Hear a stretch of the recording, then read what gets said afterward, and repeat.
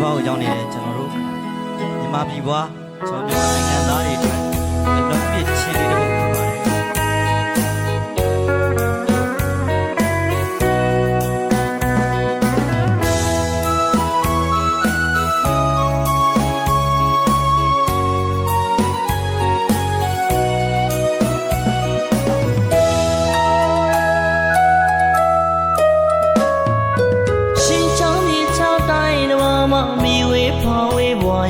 ကျွန်တော်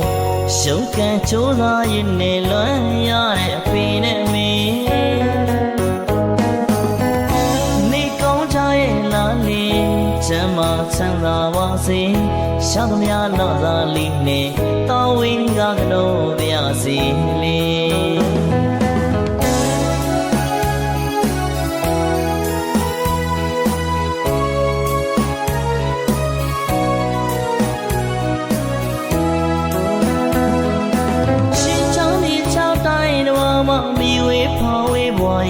ကျွန်တော်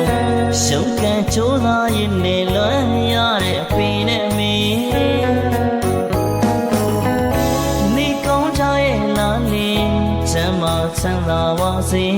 ရှာသမျှလောသာလေးနဲ့တောင်းဝင်းကကတော့ပြစီလေအမိမြင်မပြေကိုလွမ်းမိတဲ့ပြို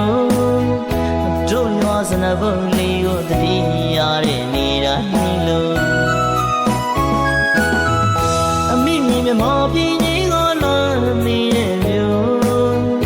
တို့ရောစနဘုံလေးကိုတတိရတဲ့နေတိုင်းလို့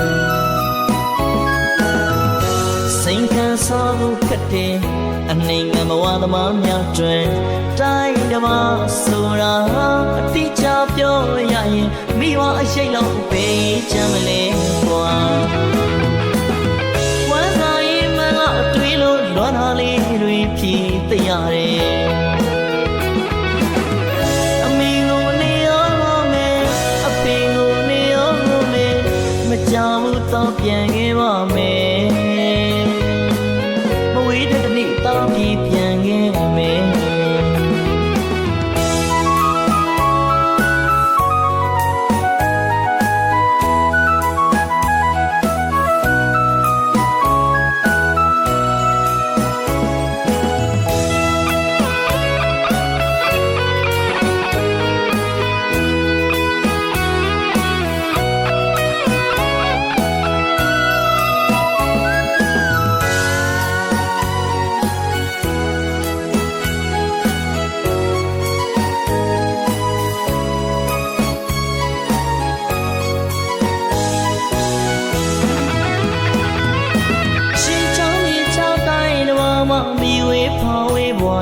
ကျွန်တော်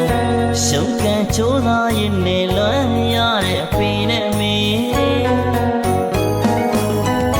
နေကောင်းကြရဲ့လားလေချမ်းသာချမ်းသာပါစေ